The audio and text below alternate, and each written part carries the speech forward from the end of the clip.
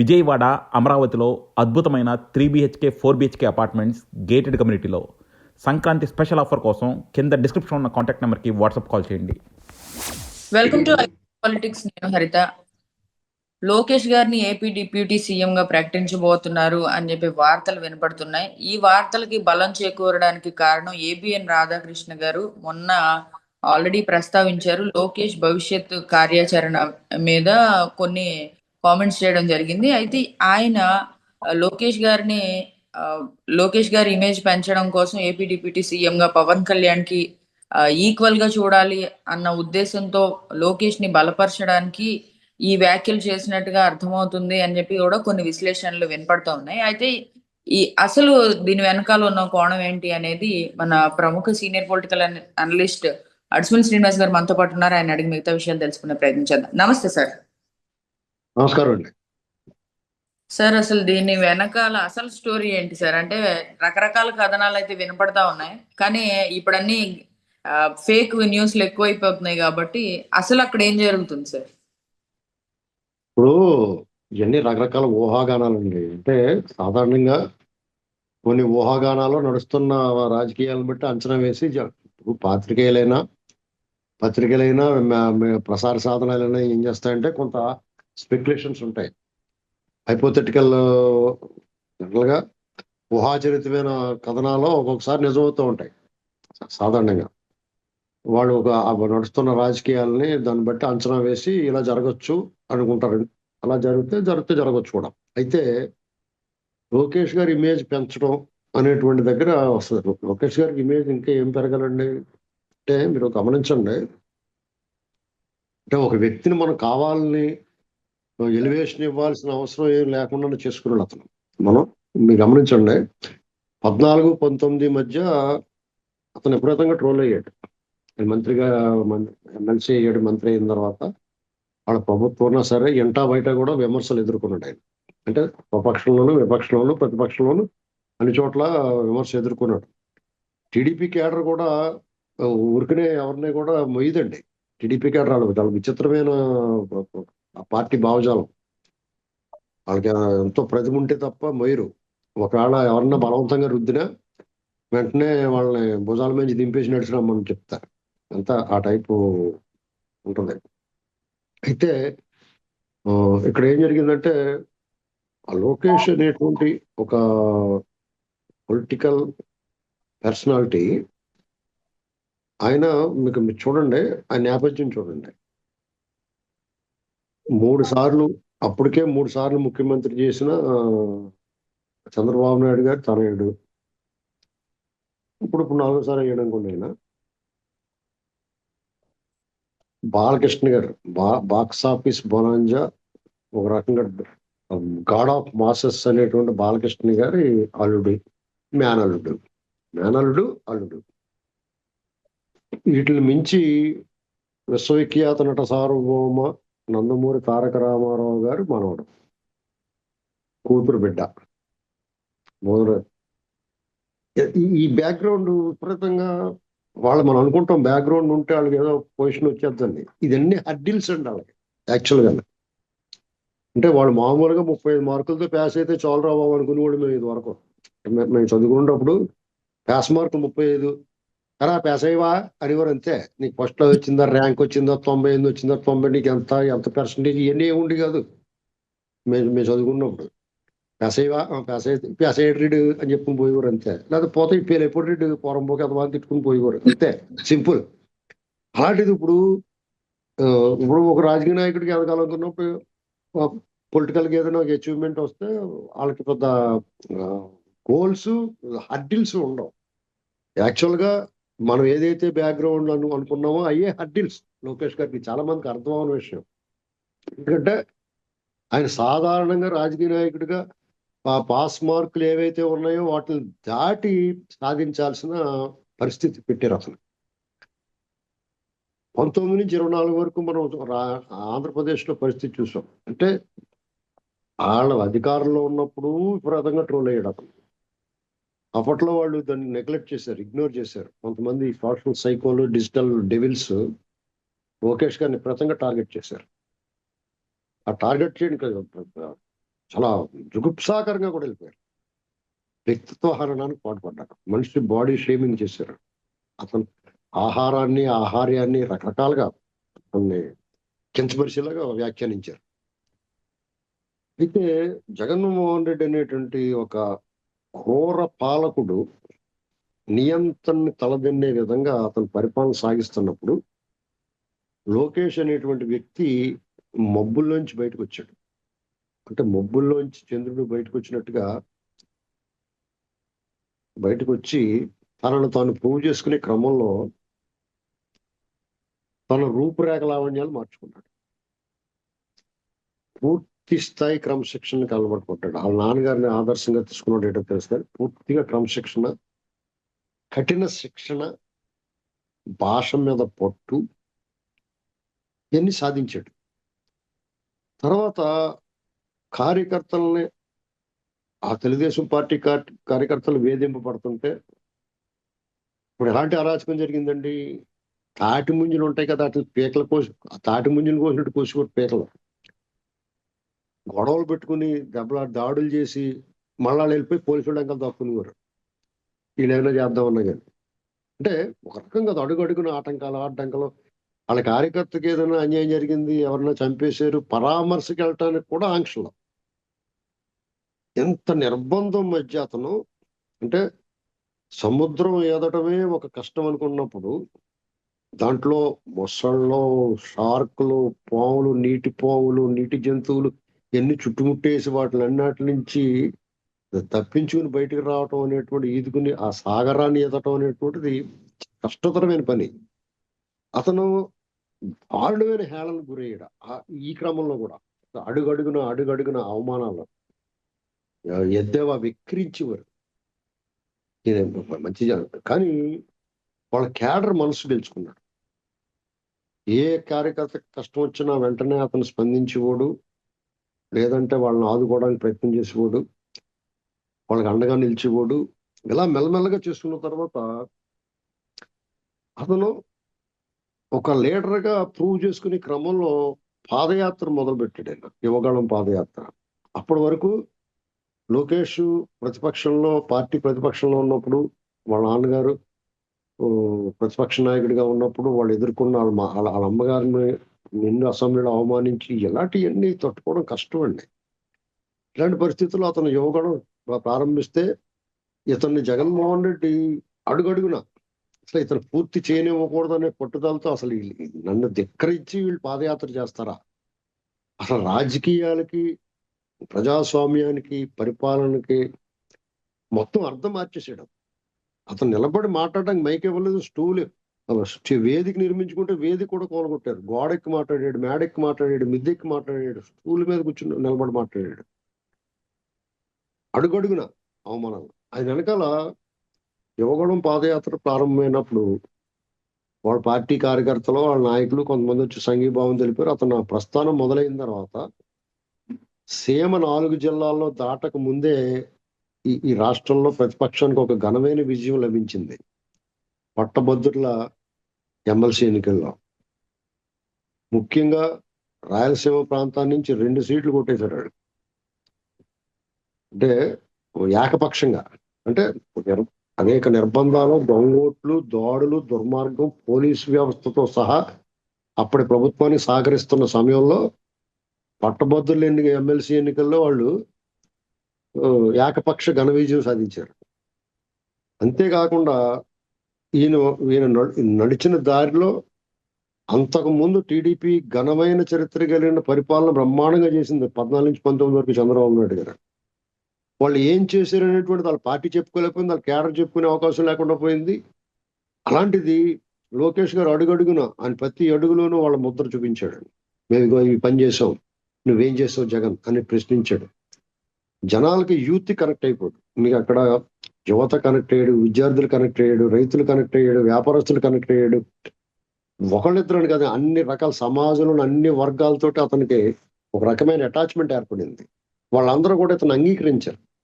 సీమ 4 జిల్లాలు దాటేటప్పటికి అప్పటి వరకు చంద్రబాబు నాయుడు గారి కొడుకు, ఇతను నాయుడు కొడుకు అనేటువంటి ఇమేజ్ లోనే ఉన్నాడు.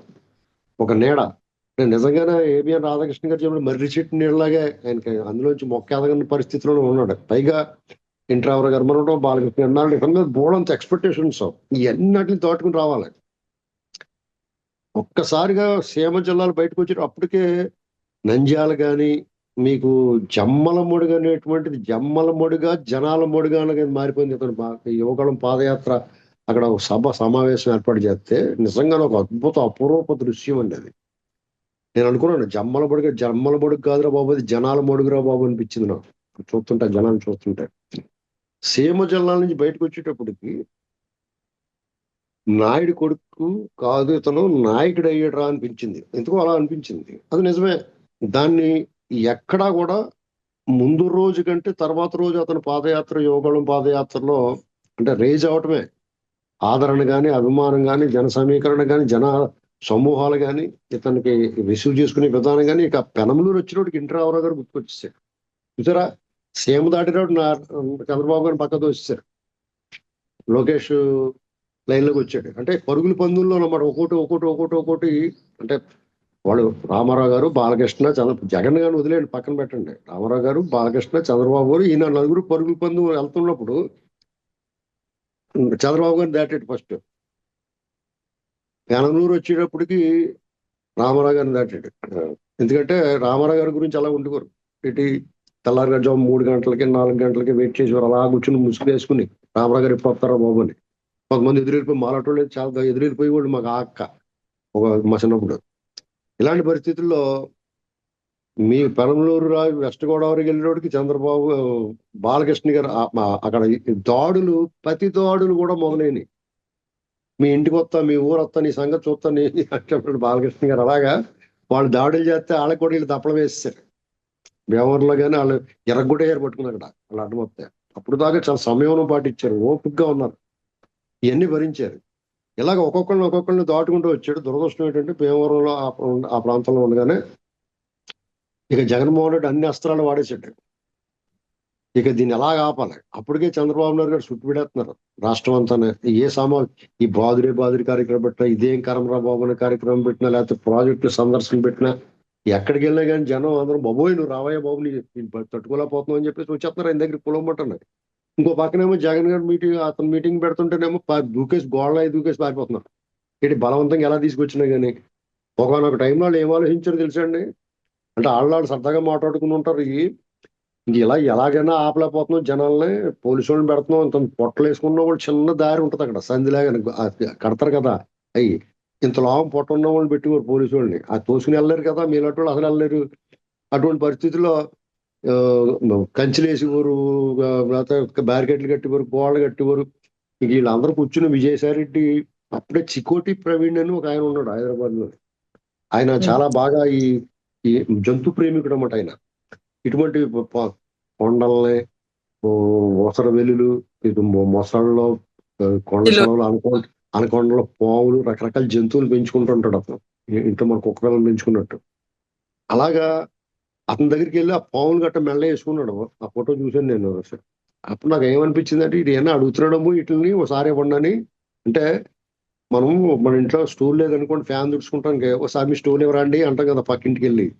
అలాగా ఈ మీటింగ్లు గట్ట జనం పారిపోతున్నారు, వాళ్ళు పోలీసు వాళ్ళు ఇలా లాభలేదని పెద్ద పెద్ద కందకాలు తవ్విచ్చి అందులో నీళ్లు పెట్టేద్దామండి, దాటేసి దూకేసి వెళ్ళలేరు ఎవడని. అందులో సికోటి ప్రవీణ్ గారిని అడిగా మొసళ్ళని గట్ట పడేద్దాం. అవి చూడగానే భయం వేస్తుంది కదా, మొసళ్ళలో పాములు చూస్తే భయం వేసేది కదా అందరికీ. అవి చూసి బాబు వీటి కన్నా జగన్ అయ్యినరా బాబు అని చెప్పేసి అక్కడ మీటింగ్ లో కూర్చుంటారు. వీటి బారిన పడతాం కన్నా ఆ ప్లాన్ కూడా వేసారండి.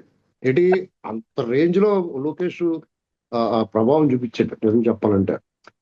అయితే బ్యాడ్ లక్ ఏంటంటే చంద్రబాబు నాయుడు గారిని వీళ్ళ అప్పటికే పవన్ కళ్యాణ్ గారు కూడా ఒక సూచనలు ఇస్తున్నాడు. ఓట్లు చేయాలనే ఉన్నాం, కూల్చేవాడు కావాలని, నిర్మించేవాడు కావాలని జస్ట్ ఆయన జాగ్రత్తగా మెల్లమెల్లగా ఒక సందేశాలు పంపిస్తున్నాడు ప్రజలందరికీ. రాబోయే రోజుల్లో రాజకీయం ఎలా ఉండాలనేటువంటి దానికి ఈ వాతావరణం మెల్లమెల్లగా మార్పు, తుఫాను సునామీ వచ్చే ముందు వాతావరణం మార్పులు ఉంటాయి కదా, అలా మారిపోతుంది. ఇంక జగన్మోహన్ రెడ్డి ఏం చేయడంటే ఇంక లాభం లేదు, ఇంక ఈయన అరెస్ట్ చేసేయాలనుకున్నాడు. ఏదో ఒకటి చేయాలి. ఏం చేయాలి?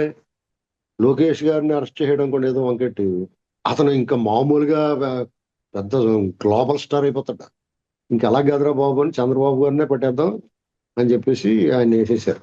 ఉత్తుపోయినాడు మహా పాపం సన్నాసులు. ఏంటంటే నోటీస్ లేకుండా అర్ధరాత్రి వెళ్ళి ఈ వ్యవస్థలు ఎంత దారుణంగా ఉన్నాయంటే, ఈ దేశంలో మనం ఈ మొత్తం ప్రజలందరూ విశ్వాసం పెట్టుకుని ఒక వ్యవస్థ ఉంది, న్యాయ వ్యవస్థ. దాని మీద కూడా అపోహలు వచ్చేలా చేశారు. వాళ్ళు చేసిన చర్యకి అప్పుడు జరిగిన ఘటనలు చూస్తుంటే న్యాయ వ్యవస్థ మీద కూడా అపోహ కలిగింది మనకి. అంత దారుణమైన పరిస్థితి. ఎందుకంటే నోటీస్ లేకుండా ఆయన గవర్నర్ పర్మిషన్ లేకుండా 17A అప్లై అవుద్ది అసలు యాక్చువల్ గా మాజీ ముఖ్యమంత్రి. అది తీసుకొచ్చి ఏసీపీ కోర్టులో పెడితే రిమాండ్ చేస్తామంటే అంతకన్నా దారుణం ఉందండి. ఇది ఈ విషయం మాత్రం జనాలు నలిగిపోయారు. ఇంత కక్ష సాధింపు, ఇంత వన్ సైడ్ గా ఈ ప్రజాస్వామ్య దేశంలో ఇలాంటిది ఇది సాధ్యమా అనేటువంటిది. ఏదైనా సాధ్యమే నియంత్రణ పరిపాలన. పైన ఉన్న వాళ్ళు కూడా ఆ టైంలోను చంద్రబాబు తోటి వెళ్ళాలని ఉంది వాళ్ళకి, బీజేపీ వాళ్ళకి. ఎందుకంటే ఈ పడవ దిగిపోతామండి సిల్లెడు పోనీ అని చెప్పుంటారు ఆ పక్కన ఉన్న వాళ్ళందరూ ఉన్నాయి. ఇంకో పడవ ఎక్కేయాలి కదా వాళ్ళు. ఇంకో పడవ ఎక్కేయాలంటే వాళ్ళు ఎక్కించుకుంటారు ఎక్కించుకోరో అని అన్న డౌట్ ఉంటుంది వాళ్ళకి. ఎక్కించుకోరేమో అని. ఎక్కించుకోవాలంటే బలవంతంగానే ఎక్కించుకోవాలంటే ఇతను ఇలాగ అరెస్ట్ చేస్తానని గట్టా అంటే చేసేవై బాబు మా అవసరం ఉంటుంది అతనితో అనుకున్నారేమో మరి. అలా చేయించేసారు వాళ్ళు. ఇది వాస్తవం అంటే. ఈ అరెస్టులు ఈ లోపల పవన్ కళ్యాణ్ గారు కూడా మంచి మెటాలాగా దొరికింది, భలే దొరికింది బాబు. ఆయన వెళ్ళి అందరికన్నా ముందు స్పందించి దానికి కొన్ని నేపథ్యం ఉంది. పవన్ కళ్యాణ్ గారు నోవాటాల్లో పెట్టి వాళ్ళు ఇబ్బంది పెట్టేశారు. అప్పుడు చంద్రబాబు నాయుడు గారు స్పందించి వాళ్ళిద్దరు స్నేహం అంటే ఒక మొక్కేస్తే నిదానంగా ఏళ్ళు మొగ్గలు ఆకులు సిగుళ్ళు రావడం టైం పడుతుంది. వాళ్ళ స్నేహం మాత్రం కసకసమంటా సిగిరిచ్చేసి బాగా తొమ్మ సిగిరి పట్టుకుని అంటించేసుకున్నారు ఒకళ్ళు బాగానే. అదే నాంది. ఆయన పరామర్శించాడు, ఆయన మద్దతు నిలబడ్డాడు. ఆయనేమో ఈయనకి మద్దతు నిలబడ్డాడు. ఏకంగా బయటకు వచ్చేసి మీ అందరూ కలిసి పోటీ చేస్తామని చెప్పేసాడు. అంతే, ఇంకెవడో నోరెత్తకున్నాను. ఆ పైన ఉన్న వాళ్ళు కూడా భలే ఉందరా బాబు మనవడే కదా సెట్ చేయడానికి వాళ్ళు దూరేసారు జాయిగా వచ్చి. యాక్చువల్ గా చాలా మంది బాధ కలుగుద్ది కానండి. రాష్ట్రంలో పరిస్థితి ఏంటంటే చంద్రబాబు నాయుడు గారా, పవన్ కళ్యాణ్ గారా, లేదా మోడీ గారు ఈ ఆలోచన 50%. మిగతా 50% కూడా బాబు ఈడు వద్దురా బాబు అనుకున్నారు జగన్. అంతే, ఇది ఒకటే లైన్, సింగిల్ లైన్. మీరు ఎప్పుడు ముఖాలు చూసుకుంటాం కూడా ఇష్టపడిన వాళ్ళు కూడా కలిసిపోయి ఓటేసేసారు, ఒకే దానికి ఓటేసారు. ఇక్కడ మాత్రం సంఘీభావం తెలుపుకున్నారు ఒకరికొకళ్ళు. అలాంటి పరిస్థితుల్లో లోకేష్ పాత్రను మనం ఎవరో ఎలివేట్ చేయాల్సిన అవసరం ఏముందండి? అతనికి విపరీతమైన ఇమేజ్ సంపాదించుకున్నాడు అతను.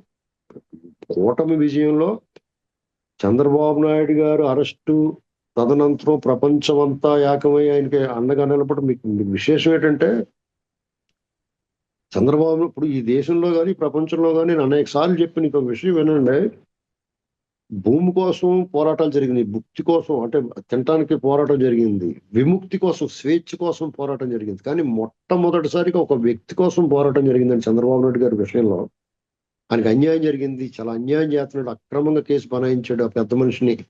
అప్పటి వరకు కూడా ఎమోషన్ అనమాట, మెలో డ్రామా అంటారు దాన్ని. అంటే ఒక డౌన్ టు ఎర్త్ పర్సన్ ని సడన్ గా ఒకసారి అతని చరిత్ర ఇతను ఈ రకంగా చేసి సినిమాలో చూస్తాం, మెలో డ్రామా అంటారు దాన్ని. ఊరికే రజనీకాంత్ సినిమాలో కట్టబెడతారు, బోర్మని ఏడు చేస్తారు సినిమాల్లో కూర్చొని అందరం. అలాంటి సీన్ ఒకటి వచ్చేసింది చంద్రబాబు నాయుడు గారి విషయంలో. దాన్ని మెలో డ్రామా అంటారు. అలాంటి పరిస్థితుల్లో ఈయన లోకేష్ గారు కానీ ఇప్పుడు ఈ నేపథ్యం అంతా ఎలాగైతే దానికి ఉపయోగపడిందో, లోకేష్ గారి పాదయాత్ర ఆయన ఉత్తానం అంటారు దాన్ని, ఆ ఎదుగుదల, లీడర్షిప్ క్వాలిటీస్ అన్ని జనాలు చూడగలిగారు.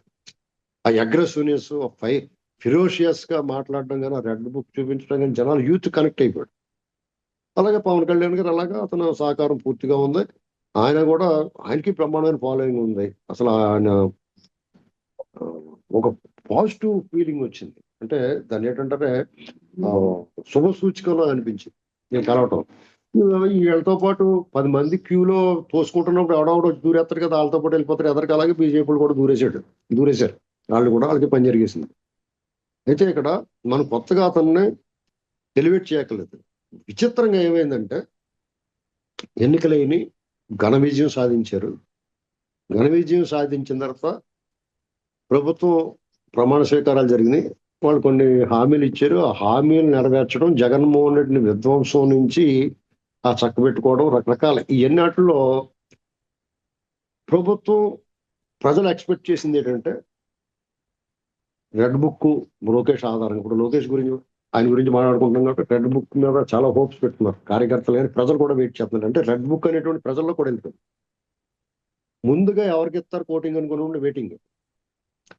అది అసలు ఎవరికి కోటింగ్ పడతలేదు ఏంటి? వీళ్ళ ఎక్స్పెక్టేషన్ ఏంటి? రోజా మీద, లేకపోతే కొడాల నాని, వంశీ, చంద్రశేఖర్ రెడ్డి, లేకపోతే ఇలాగ గౌతమ్ రెడ్డి, సిద్దిరాపల్రాజు, ఇలా అసలు మొత్తం ఆ లిస్ట్ ఒక 30-40 మంది తప్ప మిగతా వాళ్ళందరూ కూడా 100 కొరడా దెబ్బలకు అర్హులే. వాళ్ళందరూ 100 కొరడా దెబ్బలు కొట్టాలి. ఒక్కొక్కరికి 100 తక్కువ కాకుండా 100 కొరడా దెబ్బల పైన కొడతా ఉండాలి రోజుని తీసుకొచ్చి. యమదొంగ సినిమాలో జూనియర్ ఎన్టీఆర్ చూడండి వరుసగా అందరినీ పెట్టి రౌండ్ ఎత్తాడు, అలా చేయాలి వీళ్ళందరినీ. అంత తప్పులు చేశారు వాళ్ళు. భారత శిక్షా స్మృతి ప్రకారం వాళ్ళ శిక్షలో చట్టము న్యాయము అవి కాకుండా విడిగా వీళ్ళందరూ గదిలో తీసుకెళ్ళి కొడతా ఉండాలి. అలా అన్ని తప్పులు చేశారు వాళ్ళు. అలాంటి పరిస్థితుల్లో వీళ్ళేమి మాట్లాడతలేదు. భలే కేజీఎఫ్ సినిమా చూద్దాం, కేజీఎఫ్ అని పెద్ద పెద్ద బోర్డులు పెట్టి టికెట్లు అమ్మేసిన తర్వాత లోపల మీకు పాత నాగయ్య గారు త్యాగయ్య సినిమా వేస్తున్నారు కూడా లోపల మీకు ఎలా ఉంటుంది? పాత హీరో గారు నాగయ్య గారు నుండి కూడా ఒక ఆయన చాలా మంచి నటుడు, చాలా గొప్ప నటుడు, చాలా అద్భుతమైన విజయం సాధించిన సినిమా అది. అయినా సరే మీరు కేజీఎఫ్ లేకపోతే ఇప్పుడు మొన్న వచ్చింది డాకు మహారాజు లాంటి సినిమా అనుకుని మీరు టికెట్ తీసుకుని వెళ్ళారు లోపలికి. వెళ్ళిన తర్వాత అందరిని తోసేసుకుని ముందు వెళ్ళిపోయి కూర్చున్నారు ముందు సీట్లో. లోపల రాగానే త్యాగయ్య గారి సినిమా పడింది అనుకోండి మీకు. అదే జరిగింది ఇప్పుడు, అదే జరిగింది. అయితే అంటే ఇది ఏంట్రా బాబు, మరి ఇంకా ఇది అయిపోయిన తర్వాత వేస్తారు ట్రైలర్ ఏమో, ఇది అందాక తర్వాత వేస్తారేమో అని చూస్తున్నారు. చాలా 6 నెలలు గడిచిపోయింది. కానీ వాళ్ళేమీ మర్చిపోలేదండి. ఈ లోపల రకరకాల కథనాలు, కేడర్ అసంతృప్తి, ఆగ్రహం. ఈ లోపల ఈ జగన్మోహన్ రెడ్డి గ్యాంగ్ ఈ ఫలితాలు వచ్చిన తర్వాత ప్రమాణ స్వీకారం అయిన తర్వాత జగన్ అక్కడ పారిపోయారు. ఆ పారిపోయిన వాళ్ళందరూ కూడా వీళ్ళు ఏమీ చేయటప్పటికి మళ్ళీ వచ్చేసారు, అంత దిగారు. ఇప్పుడు అట్టుపొలికాయలు పెట్టామనుకోండి చెట్టు కింద, ఆ చెట్టు మీద ఉన్న కోతులు ముందు మనుషులు వస్తున్నారని చెప్పి భయవేసి చెట్టెక్కేస్తాయి. ఈ అట్టుపొలికాయలు పెట్టేసి మనం దూరంగా నిలబడి చూస్తున్నాం, ఎవరు లేరు కదా, ఒకటి వచ్చి ఒక అట్టుపొడి తింటూ ఉంటాయి కదా, అలా దిగుతున్నారు అందరూ. ఒక్కొక్క కోతులు చెట్టు మీద కోతులు, కొండ మీద కోతుల్లో దిగేస్తున్నారు ఒక్కొక్కళ్ళు. దిగేసి వాళ్ళు ఇష్టం మాట్లాడుతూ మొదలెట్టారు. జగన్మోహన్ రెడ్డి అయితే తయారు చేస్తారా సార్ ఏమండి? ఈ కోతులను పట్టుకోవడానికి ఒక్కొక్కటి పట్టుకుంటారా, లేకపోతే పెద్ద వాళ్ళేసి ఒకసారి పట్టేస్తారా సార్? మరి అదే ఇప్పుడు జగన్మోహన్ రెడ్డి ఏం చేయడంటే అతనికి ఒక రకమైన చిత్తచాంచల్యం ఉంది. అంటే సాధారణంగా కొన్ని చిన్న పిల్లల నుంచి పెద్దవాళ్ళ దాకా ఒక రకమైన డిజైర్ ఉంటుంది, ఒక కళ ఉంటుంది వాళ్ళకి. సపోజ్ చిన్నపిల్లలు అనుకోండి, పెద్ద చాక్లెట్లు గుట్ట కావాలి, లేకపోతే ఐస్ క్రీమ్ కొండ, పెప్సీ, కోకోకోలా, స్విమ్మింగ్ పూల్ ఆడుతుంటే అందులోనే ఈత కొడతా తాగేయచ్చు, అలాగే ఒక డిజైర్స్ ఉంటాయి. అలాగే డబ్బులు ఇబ్బందులు ఉన్నవాడు పెద్ద 100 కోట్లు లాటరీ వేస్తే బాగుండు, మొత్తం డబ్బులు వచ్చేస్తే బాగుండు. ఇలాంటి ఆడవాళ్ళకి ఏమో ఒంటి నిండా బంగారం వేసేసుకోవాలి, ఇలాంటి మోచేద్దాకా మణికట్టి నుంచి మోచేద్దాకా బంగారు గాజులు వేసేసుకోవాలి, మెల్ల పెద్ద పెద్ద పలుపు తాళ్ళలాగా గొలుసులు వేసేసుకోవాలి, ఇలాంటివన్నీ ఉంటాయి. ఇది కాసేపు మానసిక ఆనందం కలుగుద్ది, డెఫినెట్ గా మనసుకి ఉల్లాసంగా ఉంటుంది. అది అయిపోయిన తర్వాత జగన్మోహన్ రెడ్డి కూడా అలాగే కొన్ని డిజైర్స్ ఏంటి, ఈ ప్రభుత్వం కూలిపోవాలి, ఆళ్ళ గొడవలు వచ్చేయాలి, పవన్ కళ్యాణ్కి చంద్రబాబుకి గొడవలు వచ్చేయాలి, లోకేష్ వాళ్ళకి పడకూడదు, ఈ టైపు మళ్ళీ 95లో ఈ ప్రభుత్వం కూలిపోవాలి, ఒక కళ, ఆశ, ఒక విపరీతమైన కోరిక ఉండొచ్చు, ఉంటది సహజంగా. ఎందుకంటే అధికారం అనుభవించాడు, తన ఇష్టమైన ఇష్టరాజ్యంగా చేసాడు, సడన్ గా ఒకసారి అన్ని లాగేసుకునేటప్పటికి కొంచెం ఇబ్బందిగా ఉంటది. ఇలాంటి పరిస్థితుల్లో ఆ ఆనందం పొందేసి ఊరుకోవాలి. కానీ తను ఊహించుకున్న తన భ్రమలో ఉన్నది, ఆ భ్రమని నిజం అనుకుంటే ప్రమాదం, అది రోగం. భ్రమ ఉంటది, ప్రతి ఒక్కరికి భ్రమ ఉంటది, కళ ఉంటది, కానీ అది నిజం అనుకోకూడదు. అది నిజం అనుకుంటే ఏమవుతుందంటే అది రోగం అనమాట, దానికి చికిత్స అవసరం అవుతుంది. ఇప్పుడు అందుకనే అన్న వెళ్ళిపోడు, చికిత్స చేయించుకుని వచ్చేస్తాడు, మళ్ళీ సెట్ అవుతాడు కొన్నాళ్ళ. అయితే అతను ఆగవాళ్ళ అతను ఉన్నాడు, బయటకు వచ్చి మాట్లాడుతున్నాడు. ఇంకోటి లోపల, ఈ లోపల జమిలీ వస్తాయి, వచ్చి సంవత్సరం ఎన్నికలు వచ్చేస్తాయి, మీరు ఎన్నాళ్ళ కాదు అనేటి వాళ్ళ క్యాడర్ జారిపోతున్నారు అందరూ. ఇప్పుడు ఆముదం రాసుకున్న దొంగలు ఆముదం రాసుకుంటారు, పట్టుకుంటే జారిపోయి వెళ్ళిపోతూ ఉంటారు. అలాగా వీళ్ళు ఎవరు ఉండలేదు, అతని వెనకాల పారిపోతారు. గోడ మీద కూర్చున్న వాళ్ళు, అటే కాళ్ళు వేసి కూర్చున్న వాళ్ళు, ఆల్రెడీ దూకేసిన వాళ్ళు అందరు పోతారు, ఎవరు ఉండలేదు. ఇలాంటి పరిస్థితులు వాళ్ళని నిలబెట్టుకోవాలంటే వాళ్ళని ఇలాంటివి చెప్పాలి. అలాగే ఆఫీసర్స్ కూడా హెచ్చరికలు చేస్తున్నాడు. మేము వచ్చి అతను ఈ సంగతి చూస్తూ అంటాడు, ఇంటికి వచ్చి కూడా బాబు అని వాళ్ళకి కొంచెం కఠినంగా వ్యవహరించకుండా ఉంటారని. ఇలాగ అతని ప్రయత్నాలు అతను చేస్తున్నాడు. పవన్ కళ్యాణ్ గారు కూడా ఆయన పని ఆయన బ్రహ్మాండంగా పని చేసుకుంటున్నాడు. ఆయన సహజ స్వభావానికి విరుద్ధంగా వ్యవహరిస్తున్నాడు. చాలా సంయమనంతో పాటిస్తున్నాడు, శాంతంగా ఉన్నాడు ఆయన. అప్పుడప్పుడు ఒక్కోసారి ఆయన ఏం చేస్తాడంటే, ఆ రాయి చిక్కుట్టుడు ఎవరో ఒకరు తగులుతుంది కదా, అలాగా ఆళ్ళకి కూడా తగులుతాం. కూటమిలో ఉన్న వాళ్ళు కూడా తగులుతాయి ఆయన ఎరేత్త రాయ. ఏంటండి ఇప్పుడు ఏదో అంటాడు ఆయన. అన్నప్పుడు డెఫినెట్ గా హోమ్ మినిస్టర్ అనిత గారినో, లేకపోతే మొన్న తిరుమల సంఘటనలో కానీ, లేకపోతే అంతకుముందు ఏదో 2-3 ఇష్యూలో అంటే అక్కడ ఏమో మనం ఎలా తీసుకోవాలంటే దాన్ని, వాళ్ళ ప్రభుత్వమైనా వన్ సైడ్ గా సమర్థించకుండా తప్పుని ఎత్తి చూపిస్తున్నాడని మనం పాజిటివ్ గా తీసుకోవాలి. కానీ నెగిటివ్ గా తీసుకునే వాళ్ళు ఏమంటారంటే, నీ సంగతి నువ్వు చూసుకోవాలి, వాళ్ళ సంగతి నీకు ఎందుకని కూడా ఉంటారు. అలాగే కూటమిలో బీటలు వస్తున్నాయి ఈ టైప్ మాట్లాడి కూడా ఉంటారు. ఏదో ఒక ఆశ వాళ్ళకి. ఇంకోటి ఏంటంటే, అసలు హోము శాఖ లాండ్ ఆర్డర్ అనేది ముఖ్యమంత్రి చేతిలో ఉంది కదా, ముఖ్యమంత్రి గారిని ఏమనలేక అనిత గారిని అంటున్నామని అని ఇలా రకరకాల. మీకు రాజకీయాల్లో ఒక మాట వచ్చిందంటే బయటికి దానికి 100 రకాలుగా కంప్యూటర్లో చూడండి, ప్లేట్ల కింద ఇడిపోద్ది. అలాగా రిలీజ్ అయిన డేటా కూడా విశ్లేషణలు మొదలైపోయినాయి సార్. ఇలాగా మీకు ఇలాంటి వ్యవహారం కనిపిస్తుంది. అంచేత ఈ ఊహాగానాల మధ్యలో లోకేష్ గారు ఏది నిజంగా వెనకబడిపోయినట్టు అనిపిస్తున్నాడు. అతను వెనకాలే అతను వెనకబడిపోలేదు, వెనకాలండి పని చేస్తున్నాడు. అది గుర్తుపెట్టుకోవాలి.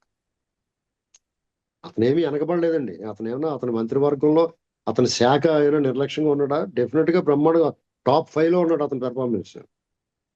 మీకు ఆత్మాను టీవీ ముందుకు వచ్చి జడ్జనకర జనాలని గరగటాడాలేటండి వచ్చి. అయితే ఇది చాలదు జనాలకి. ఇప్పుడు మీకు సినిమాలో అసలు మొత్తం అంతా దర్శకుడు ఆ రచయిత చేతిలో ఉంటుంది, మొత్తం అంతా అతని చేతిలోనే ఉంటుంది. కానీ మనకు కనపడేది ఎవరు? హీరోయే కనపడతాడు ఏంటండి. అలాగా అది అడుగుతారు, నువ్వు రావాయే బాబు, బయటకు కనిపించవాయే బాబు అన్నాడు.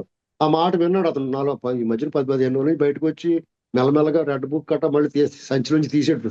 సంచి భుజాన్ని తగిలించుకుని సంచిలోంచి తీసి ఈతలు ఎట్టాడు, టేబుల్ మీద పెట్టాడు. ఇప్పుడు ఏం చెప్పాడు? మొన్న జాగ్రత్త ఇస్తాను ఒకటి అని చెప్తున్నాడు కదా.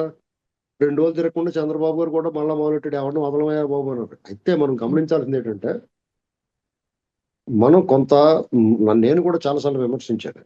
ఎడా అలా వదిలేస్తున్నారు, ఆడిని వదిలేసారు, ఈయన వదిలేసారు, ఆడిని కొట్టలేదు, ఈయన కొట్టలేదు అంటే మనం చెప్పినంత తేలిగ్గా ఉండదండి.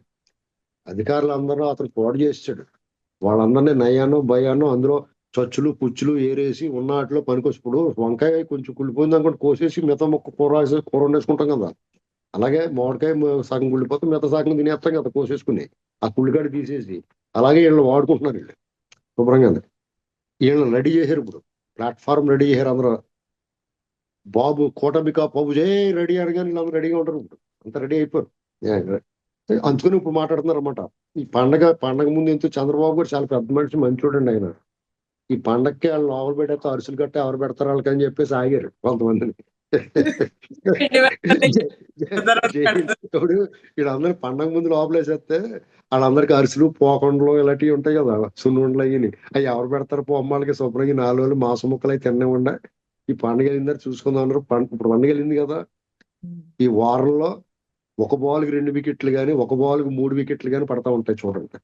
చేత మనం మీరు ఇప్పుడు లోకేష్ డిప్యూటీ సీఎం అన్నారు కదా, ఆయన డిప్యూటీ సీఎం ఆయనకి ఏం అవసరం అండి? ఆ పార్టీ వాళ్ళది, ప్రభుత్వం వాళ్ళది ఉంది, డిప్యూటీ సీఎం కావాలి ఆయనకి కొత్తగానే. అలాంటి సంకేతాలు బాబు గారు సచిన్ ఎంకరేజ్ చేయడు. ఎందుకంటే పవన్ కళ్యాణ్ గారు డిప్యూటీ సీఎం ఉన్నాడు, లోకేష్ ని కూడా డిప్యూటీ సీఎం చేసి ఒక వారంలో 2 కత్తులు. ఇలాంటి మామూలుగా డిప్యూటీ సీఎం అంటేనే 6,000. ఆ రాజ్యాంగంలో పదవి లేదు. ఆయన గౌరవం ఇవ్వడం కోసం పవన్ కళ్యాణ్ గారికి, బాబు నువ్వు కూడా మాతో సమానం, మాలాంటి వాడివే, మాలో అంతర్భాగం అనేటువంటి సంకేతం ఇవ్వడానికి, ఆయన హక్కుని చేర్చుకోవడానికి, ఆ ప్రేమను ప్రపంచాన్ని తెలియజేయడం కోసం డిప్యూటీ సీఎం అన్నారండి. వీళ్ళకైనా పదవులు కావాలా? ఇప్పుడు వీళ్ళ పనితీరుకి పని చేయడానికి పదవి అవసరం లేదు. అంచేత లోకేష్ గారు డిప్యూటీ సీఎం అనేటువంటి ఖచ్చితంగా ఊహాగానం, హైపోథెటికల్. దాని గురించి ఎక్కువగా మన చర్చ అన్నప్పుడు, ఈ చర్చలో కూడా ఎవరినే ఇప్పుడు కూటమి ప్రభుత్వంలో ప్రధాన నాయకులు అందరూ బాగా కలిసే ఉన్నారండి. వాళ్ళకి ఇబ్బందులు లేవు. ఇబ్బందులు ఎవరికంటే ఇప్పుడు చాలా మందికి ఒక రకమైన బాధ ఉంటుంది. అంటే నేను చెప్తున్నాను, ఇప్పుడు సపోజ్ ఒక పెద్ద మనిషి ఉంటాడు, ఆయనకు ఒక సన్నిహితుడు ఉంటాడు ఎవరో ఒకడు. అప్పుడు వరకు మంచికి చెడ్డగా సన్నిహితుడితోటే మాట్లాడుతూ ఉంటాడు. కొన్నాళ్ళు పోయిన తర్వాత వాళ్ళకి రాజకీయ అవసరమో లేకపోతే వ్యాపార అవసరమో బంధుత్వం వల్ల ఏదో వివాహాల వల్ల బంధుత్వాలు కలిసో ఇంకొకటి దగ్గర అయిపోవడం ఈ సన్నిహితంగా ఉన్నవాడికి ఇదేట్రా బాబు నన్ను వదిలేసేయడం అన్నట్టుగా బాధ వస్తుంది. ఆ బాధలో రకరకాల వ్యాఖ్యానాలు వస్తాయి. అప్పుడు వరకు అతను ఇతను సిగరెట్ వేయకుండా అతను ఒకటే గాలి చేసుకున్నాడు అనుకోండి, నాకు పలానా రోజు నువ్వు సిగరెట్ నువ్వు ఒకటే గాలి చేసుకున్నావు నాకు ఇవ్వలేదు, పలానా రోజు మిఠాయి నువ్వు ఒకటే తినేసావు నాకు పెట్టలేదు, ఇలాంటివి గుర్తుకొస్తాయి. అర్థమైందండి? అప్పటి వరకు నోక్కుంటారు బాగానే, తర్వాత తేడా వస్తుంది అనమాట. ఇలా అలాంటివి అవన్నీ. ఇప్పుడు వాళ్ళు ఓటమి చాలా పటిష్టంగా ఉంది, చాలా స్ట్రాంగ్ గా ఉంది. చంద్రబాబు నాయుడు గారు అవసరం కేంద్రానికి ఉంది, కేంద్రం అవసరం రాష్ట్రానికి ఉంది. ఏ ప్రభుత్వం ఉండటం ప్రజలకు ఉంది. ఈ ప్రభుత్వం అవసరం ప్రజలకు ఉందండి. ఎందుకంటే ఆ దెయ్యం భూతం పిశాచం ఆ రాక్షస మోక మళ్ళా ఈ చుట్టుపక్కల కనపడకూడదు అనేటువంటి ప్రజలు కోరుకుంటున్నారు. వాళ్ళ ప్రభుత్వం అధికారంలో లేక ప్రజలు తరిమేయటం వల్ల ఈ సంక్రాంతి పండుగ శోభను సంతరించుకుంది. సంబరాలు చేసుకున్నారు, సంతోషంగా ఉన్నారు, ఉత్సాహంగా ఉన్నారు, ఉల్లాసంగా ఉన్నారు. అది పోగొట్టుకుంటారు ఎవడన్నా? కాబట్టి ఊరికే మన కాలక్షేపానికి వినాలి కానీ ఇలాంటి కవర్లు విని ఊరుకోవాలి అంతే. దాన్ని సీరియస్ గా తీసుకుని టెన్షన్ పెట్టుకుని మళ్ళీ నాకు ఫోన్లే చేయొద్దండి బాబు ఎవరన్నా. ఎందుకంటే ఏమి టెన్షన్ పడకండి, అంత బ్రహ్మాండంగా ఉంది, హ్యాపీగా ఉండొచ్చు అందరూ. Right sir, thank you sir. Me type of విశ్లేషణతో మాకు కొన్ని క్లారిటీలు వచ్చేసినాయి. లేకపోతే ఏం జరుగుతుందని చెప్పి మీ చర్చ కార్యక్రమాలు ఎక్కువైపోతున్నాయి సార్. థ్యాంక్ యూ సార్ మీ విశ్లేషణ తెలియజేసినందుకు.